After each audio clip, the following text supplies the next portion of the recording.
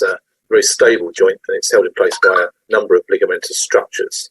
So we look here, we can see the iliofemoral, number one, ischiofemoral, and of course round the back you can't see it, but there's the ischiofemoral ligament. All right, so these all sort of stabilise the hip joint, and of course they all blend with the actual hip joint capsule.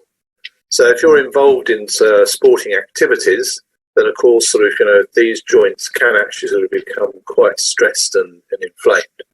So obviously that would generate quite a bit of pain and discomfort into the anterior part of the groin, and even radiating anterolaterally.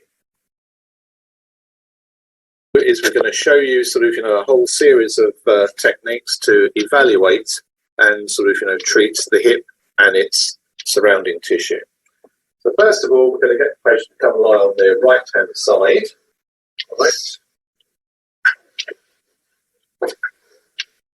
Okay, we get the patient to come back on the couch. Okay.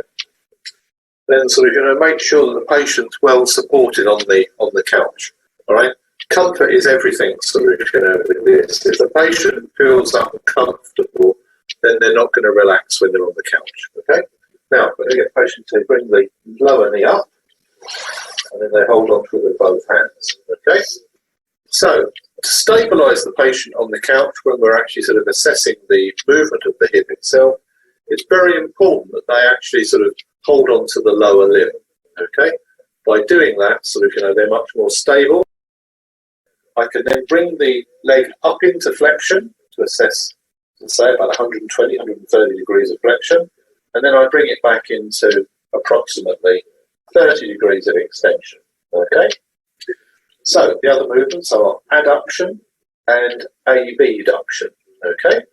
So when you do that, you need to assess the adduction, abduction through an arc of movement. So you can see there that I'm also flexing the limb at the same time. Now resting on the couch, we then bring the leg round. Okay. So the knee is now flexed. The hip is in this neutral position. Cup round over the tensor fascial lata muscle and the greater trochanter. You then instruct the patient to lift the leg up towards the ceiling. So they push up.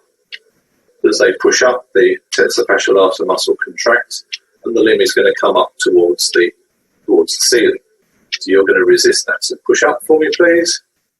As the patient pushes up, we then hold that there for 5, 4, 3, 2, 1.